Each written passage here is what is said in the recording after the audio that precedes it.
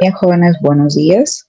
Nuevamente les doy la bienvenida a esta clase, nuevamente el curso de Ciencia, Tecnología y Ambiente, o bueno, Ciencias del Ambiente y Salud también, ¿no? El tema del día de hoy es suelo, clima y reinos.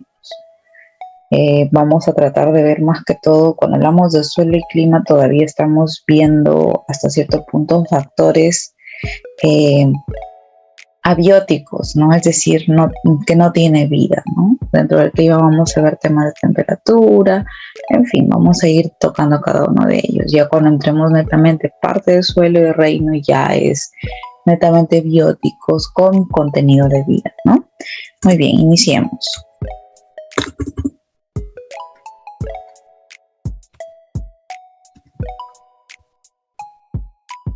Bien, para primero continuar o para dar inicio, tenemos que saber qué es el suelo.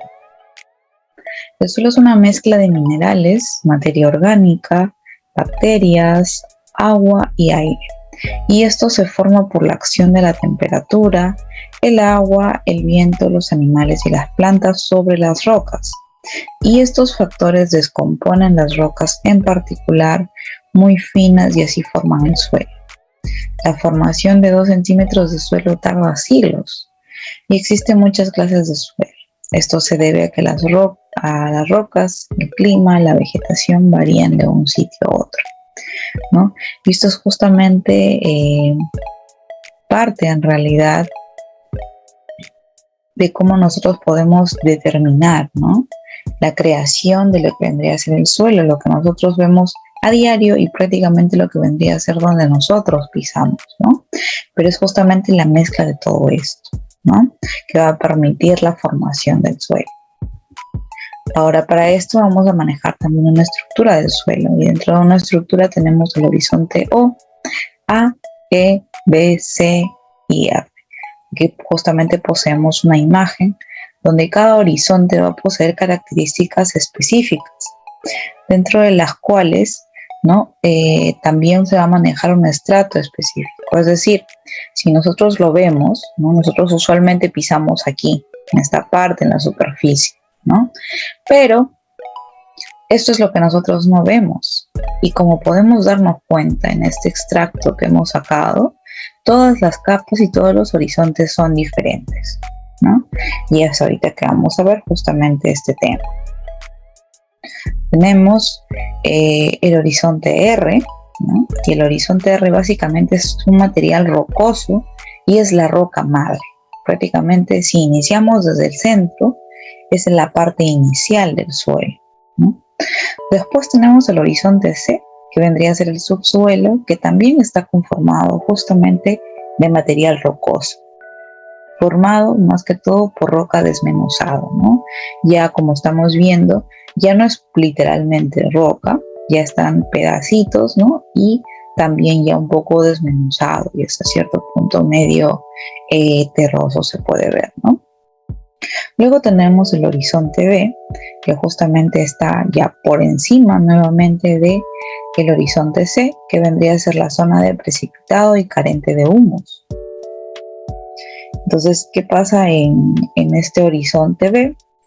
Que es más que todo porque contiene menos humus y está constituido por la acumulación de productos minerales que provienen de la parte superior, ¿no? O sea, es decir, cuando llueve, por ejemplo, ¿no?, el agua viene ingresando por acá, por la parte superficial, en medio de todo esto, y va bajando parte de los minerales que van a estar en estas capas superiores y van llegando a esta parte, a este horizonte B. Pero, muy a pesar de todo eso, todavía no posee humus en su composición. Y si hay, va a haber en mínimas cantidades, ¿no? Y luego llegamos al horizonte E. En este horizonte E, prácticamente se le llama horizonte de lavado, ¿no? ¿Por qué? Porque va a llegar aquí la mayoría de las precipitaciones, ¿no? Y es como que va a ser un filtro prácticamente. Luego pasamos al horizonte A, que justamente va a poseer materia orgánica en descomposición, va a poseer humus y compost soluble. ¿Por qué solubles? Porque como les decía, ¿no?, va a llover, todo va a ser captado obviamente en la parte superior, pero va a pasar, ¿no? Y ese es justamente el horizonte A, que va a tener solubilidad, o sea, no va a ser literalmente sólido, sólido, todo duro. ¿Por qué? Porque va a estar en constante humedad, lo que le va a permitir justamente formar el humus y el compost, ¿no? Que lo va a hacer rico para que las raíces puedan nutrirse justamente de todo este medio.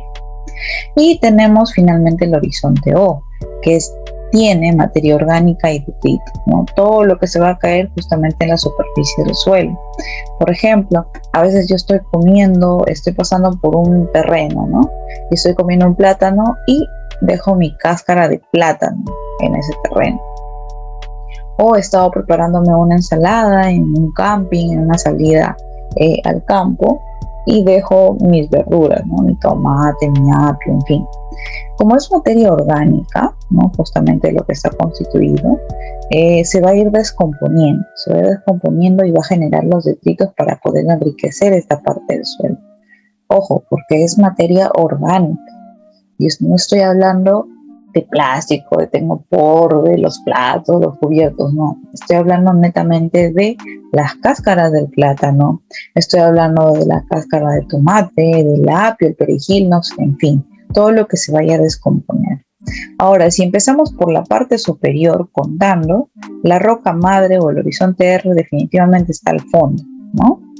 Después le sigue el horizonte C, el B, el E y el A, ¿no? Entonces, tenemos distintos órdenes, pero lo importante es las características que pueda poseer cada uno de estos horizontes. Muy bien, chicos, entonces pasamos ahora ya a las clases del suelo que vamos a encontrar. Dentro de las clases vamos a encontrar suelos arenosos, arcillosos, salinos y humíferos, ¿no? Los suelos arenosos básicamente el contenido de limo y arcilla no sobrepasa el 20%, por lo que genera que no tiene una estructura definida al carecer de elementos aglutinantes. Son suelos sueltos de poca cohesión, escasa capacidad de retener agua y propensos a la desecación y fáciles de trabajar. Son suelos calientes que adelantan la maduración. Esas son las características de este suelo, y ya de acuerdo a esas características, nosotros cuando vayamos al campo y podamos ver un suelo, vamos a poder darnos cuenta, este es un suelo arenoso, ¿no? ¿Por qué? Porque posee poca cohesión. ¿A qué se refiere con esto? Con que no es netamente sólido. Si yo paso por ahí y pongo mi pie, se va a desmoronar, ¿no? Se va a desmoronar rápidamente. Escasa capacidad de retención de agua, porque si yo le echo agua, el agua se va a pasar directamente y fue como que no existió. Es prácticamente lo que nosotros vemos cuando vamos a la playa, ¿no? Literal, ese es el suelo arenoso. Luego tenemos los suelos arcillosos, que tienen un contenido de elementos más finos de arcilla superior al 50%. Son suelos fuertes, adhesivos y plásticos, difícilmente penetrables por el sistema radicular y difíciles de trabajar. Son suelos fríos que dan grandes producciones, justamente al ser un poquito más compacto, porque ya posee más de 50% de arcilla, ¿no? Ya lo hace un suelo duro, que claro, es un poquito más difícil de trabajar, es por eso que necesitamos justamente la yunta, ¿no? Y también los tractores para poder remover el suelo. Pero cuando tú ya siembras es muy bueno, justamente por eso nos diría que es productivo, ¿no? ¿Por qué? Porque va justamente a albergar a la semilla en su interior y le va a permitir desarrollarse y crecer, ¿no? Y ahora tenemos también los suelos salinos, que son básicamente los que son ricos en sales y pobres en humus. Es decir, va a ser muy salino y eso no le va a permitir a él poder tener la capacidad de formar humus, que es lo necesario para que un suelo sea productivo. Y tenemos los suelos humíferos, ¿no? Son básicamente de color oscuro por contener humus y son excelentes para el cultivo. Como poseen humus y son humíferos básicamente, van a ser muy ricos para darle toda la alimentación necesaria a la semilla para que pueda crecer. Es por eso que hablamos de que es muy productivo. Ahora vamos a pasar al clima, ¿no? Pero ¿qué es el clima? Usualmente siempre hablamos de que, uy, no, el clima por aquí es así, el clima por acá es asá, pero no sabemos a veces específicamente qué es el clima. Y el clima es el resultado de la acción conjunta del fenómeno atmosférico, es decir, está determinado por las variaciones de temperatura, humedad atmosférica, velocidad, dirección de los vientos, etc., ¿no? Esos son justamente los factores que van a intervenir para que el clima sea distinto en cada lugar.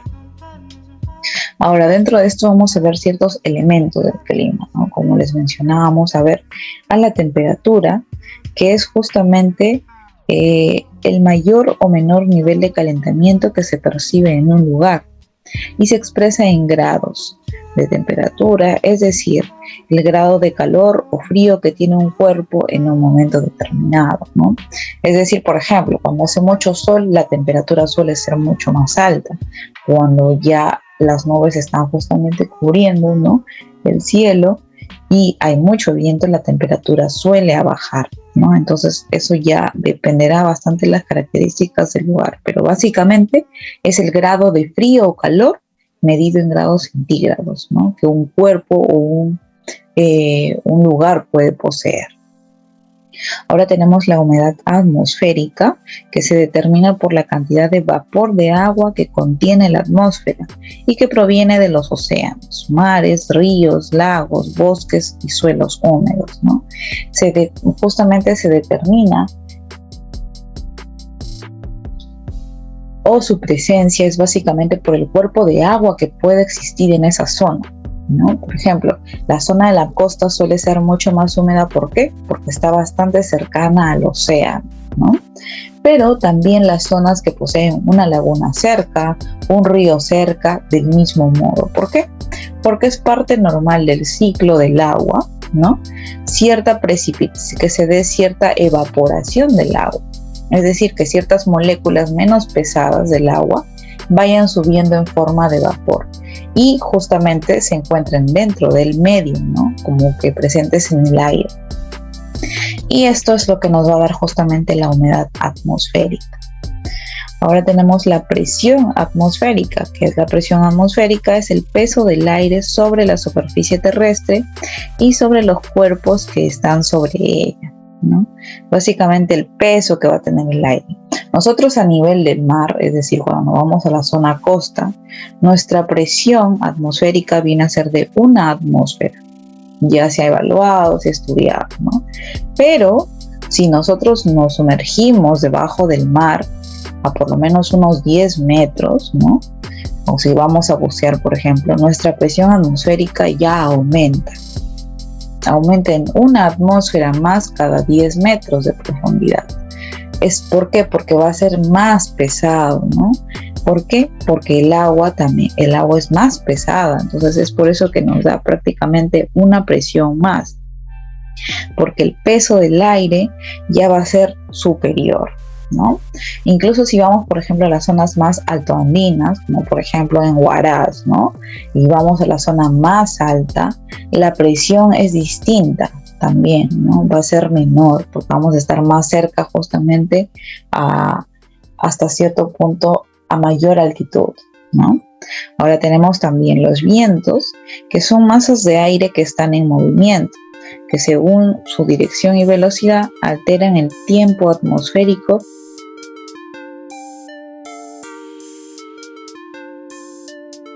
en una zona determinada, ¿no? Eso es justamente lo que va a generar los vientos. Son masas de aire así, en total movimiento, ¿no? Y es justamente lo que va a hacer que nos dé un poco de más frío, de que se muevan los techos, los tejados, ¿no? En fin. Tenemos también la lluvia, que es la precipitación y en forma de gotas de vapor que se forman por las nubes, ¿no? Esas vendrían a ser las famosas precipitaciones también, ¿no? Hay muchos que dicen, oh, no, está precipitando, pues la lluvia, básicamente, ¿no? Que van a ser justamente la forma de vapor, ¿no?, del agua ya en caída. Tenemos la radiación solar y luminosidad, que es justamente la cantidad de energía solar que llega a una zona geográfica. Básico, ¿no? el sol prácticamente, ¿no? Y la luz que va a llegar cuando ya es de día. Tenemos también las nubes, que son justamente las masas de vapor de agua suspendidas en la troposfera, que se hacen visibles por un estado de condensación más o menos considerable, ¿no? Eso es lo que vendrían a ser las nubes y justamente por qué están formadas. Ahora vamos a tener también clases de clima. Dentro de las clases de clima vamos a poseer específicamente 6, ¿no? Que son los más claros o mayor establecidos. Vamos a poseer un clima de lluvia tropical, ¿no? Que es cálido básicamente en todas las estaciones, ¿no? Justamente como estoy presentándoles aquí en estas imágenes, ¿no? Es en la parte justamente ecuatorial y en la parte de la zona selva, ¿no? Se van a dar estas lluvias, pero no voy a tener frío, ¿no? Algo que es diferente justamente de la zona andina de nuestro país, ¿no? En esta zona puede llover y yo puedo estar caminando y mojarme y normal, no tengo ningún tipo de problema, no me voy a sentir incómodo, friolento ni nada por el estilo. Tenemos también el clima árido, que es seco y de poca humedad y de lluvia escasa. Este de acá ya vendría a ser justamente dentro de lo cálido, árido, ¿no? Prácticamente un desierto ya escaso de humedad y lluvia, ¿no? Difícilmente va a llover justamente en esta zona. Tenemos también los climas templados, ¿no? Es lluvioso y de invierno suave. Tenemos aquí esta zona, ¿no?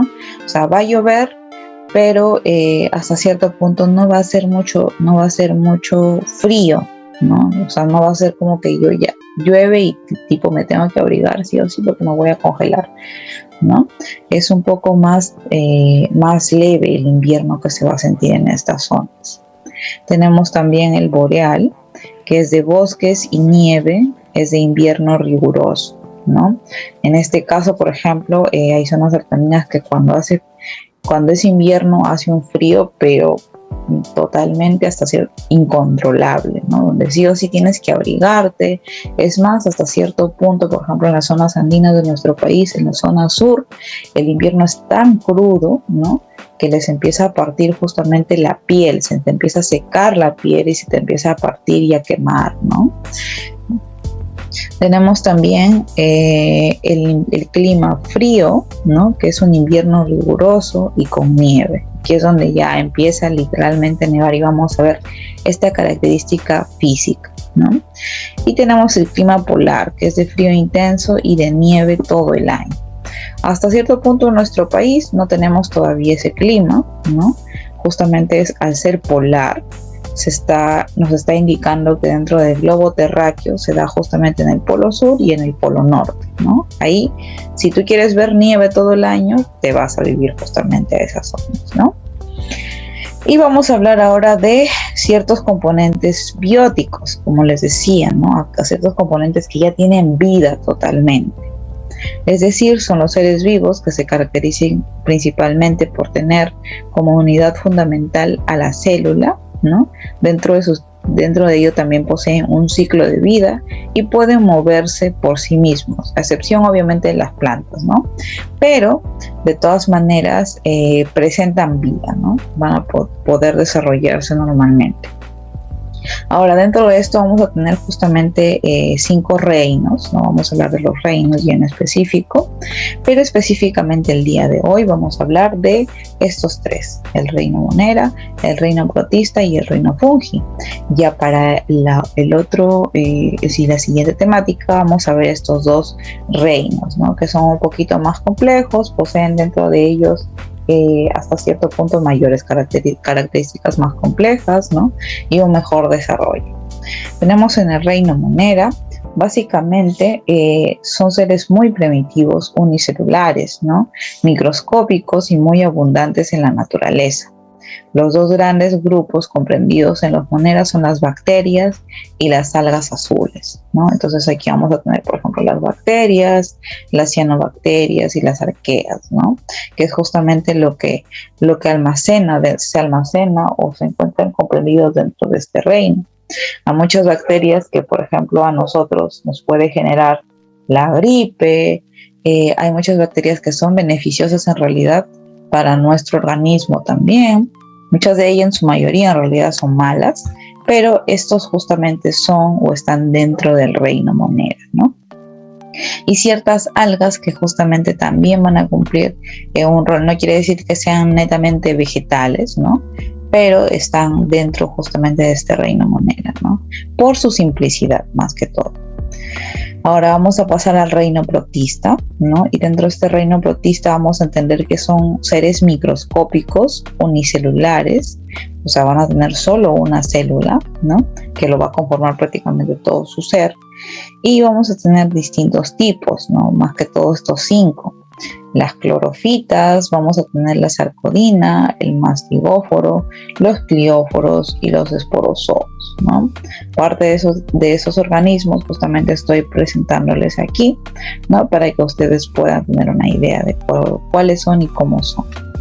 Dentro de del tipo de clorofitas, ¿no? Vamos a tener que son organismos acuáticos, tanto de agua dulce como de agua salada, como las algas azul verdosas, ¿no?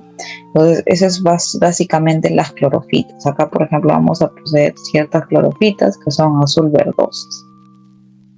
Tenemos la sarcodina, que son organismos que carecen de forma corporal definida y se desplazan emitiendo prolongaciones corporales denominadas pseudópodos. ¿A qué nos referimos con pseudópodos? Que tienen falsos pies, que también les sirve para capturar el alimento. Entre ellos tenemos a las amebas, ¿no? Básicamente la ameba va a tener distintas formas, ¿no? No tiene una forma definida. Ahora tenemos al mastigóforo, que justamente son seres que se caracterizan por poseer flagelos, apéndices en forma de látigo que utilizan estos organismos para desplazarse. Este tipo incluye los flagelos como un tipo de tripanosoma, por ejemplo la eulena, etcétera, ¿no? Sí, específicamente vamos a tener que son larguitas, ¿no? Con una colita, y eso es lo que les va a permitir avanzar o desplazarse. Y tenemos los crióforos, ¿no? Que presentan justamente un cuerpo alargado y forma parecida a la suela de una zapatilla, y están cubiertas por pestañas o cilios vibrátiles que les sirven para la natación y para la captura de su alimento. Como por ejemplo tenemos al paramecio, y aquí tenemos justamente al paramecio, ¿no? Es como una huella prácticamente de tu zapatilla, y aquí en los bordecitos vamos a poder ver que ellos tienen como pelitos, y esos pelitos vendrían a ser básicamente los cilios, ¿no? Ahora acá tenemos por ejemplo una antiamoeba, no tiene una forma definida. Es más, ahorita lo vemos quizá de esta forma, pero después va a ser otra de acuerdo al movimiento, ¿no? Tenemos también los esporozoos, que son organismos que carecen de medios de locomoción, es decir, no tienen nada para moverse. Son parásitos y se reproducen por medio de esporas, por ejemplo, el plasmodium, la isopora, etc., ¿no? Entonces, esos van a ser justamente, acá tenemos, por ejemplo, el plasmodium, ¿no? Vendría a ser esto de acá. Lo encontramos, esta es una muestra de sangre en realidad, pero el plasmodium es básicamente un parásito, ¿no? Entonces, si lo encontramos en nuestra sangre, es porque estamos enfermos de algo, ¿no? Y justamente acá podemos ver, no posee nada para que se pueda mover, se mueve de acuerdo al medio, ¿no? O sea, si se mueven a la derecha todo el medio, él también se mueve a la derecha, y así de esa manera, ¿no? Muy bien, y pasamos rápidamente al reino fungi. Este reino fungi ya nos da una antesala prácticamente lo que vendría a ser el reino vegetal, ¿no? Pero no son lo mismo. Entonces hay muchas personas que se confunden reino vegetal o fungi, y no es así, ¿no? El reino fungi es un mundo muy aparte, es un reino diferente. Y dentro del reino fungi tenemos que estar constituido por organismos parecidos a las plantas, pero son incapaces de fabricar su alimento, porque carecen de clorofila. Es por ello que deben adquirirlo de los vegetales y animales. Los que se alimentan de sustancias muertas son saprófitos, y los que se alimentan de los organismos vivos son parásitos.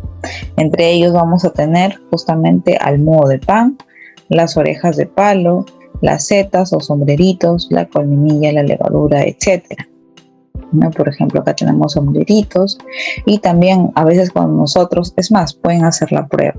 Dejas un pan unos días, ¿no? así en tu mesa, nada más, sin cubrirlo, sin nada, vas a ver que se forma justamente una capa gris encima, ¿no? Y tú dices, es el moho de pan. Justamente ese moho de pan es una clase de hongo, ¿no? Que está justamente constituido dentro de este reino fungi. Y vamos a hablar también justamente de los microorganismos, ¿no? Pero ¿qué son los microorganismos? Bueno, como su mismo nombre lo dice, micro, es algo muy pequeño, son organismos muy pequeñitos, ¿no? Y dentro de eso vamos a tener patógenos y benéficos, ¿no? Los patógenos básicamente nos llevan a la conceptualización de que son malos para nosotros, ¿no? Entonces vamos a poder definir qué son los que producen enfermedades como el sarampión, la viruela, la rabia, la poliomielitis, etc. Ahora, entre los microorganismos patógenos tenemos a los protozoos, las bacterias, los virus y ciertos hongos, ¿no? Y dentro de los microorganismos benéficos vamos a poder justamente entender que tienen gran importancia para el normal desarrollo de los demás seres vivos, como, por ejemplo, las bacterias del suelo, que viven formando nódulos sobre las raíces de las plantas leguminosas, fijando el nitrógeno del aire y transformando el amoníaco en suelo de nitratos útiles, ¿no? Esto, por ejemplo, estos ayudan a las plantas. Tenemos bacterias simbióticas que forman parte de la flora intestinal de los animales, a los que ayudan justamente a procesos de digestión. Como les decía, en nuestro intestino básicamente vamos a tener una flora bacteriana, ¿no? Y son estas bacterias los que va a ayudar que nosotros podamos sintetizar mejor nuestros alimentos que estamos ingiriendo y que van a permitir la mejor asimilación de los nutrientes también, ¿no? Tenemos también microorganismos saprófitos, bacterias y hongos que descomponen y transforman restos orgánicos, convirtiéndolas en minerales que posteriormente van a ser absorbidos por las plantas en el suelo. Las bacterias, al descomponer de forma gradual, determinan sustancias como la fermentación y hacen posible la obtención de productos importantes para nuestra salud y la industria alimentaria, como el yogur, la chicha de jora, el queso, el vinagre, el vino, etc. Entonces, si tú decías, no, yo no sé cómo se forma el yogur, justamente el yogur se forma por esta clase de bacterias, ¿no?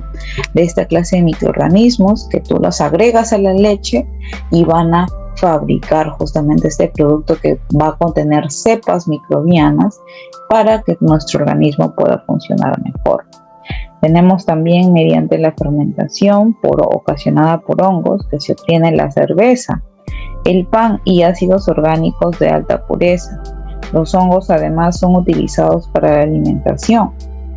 Muchos de estos hongos, por ejemplo, son llamados champiñones y son estos los que tú literalmente puedes consumir y no te van a hacer daño, ¿no? Es parte también de una dieta.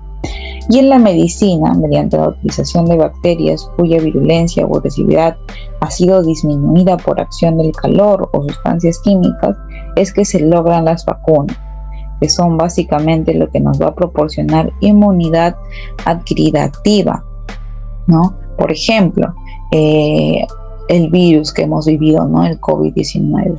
Básicamente lo que nos han inyectado a nosotros, ¿no? Ha sido un medio donde estamos o nos están inyectando el virus, pero dormido, ¿no?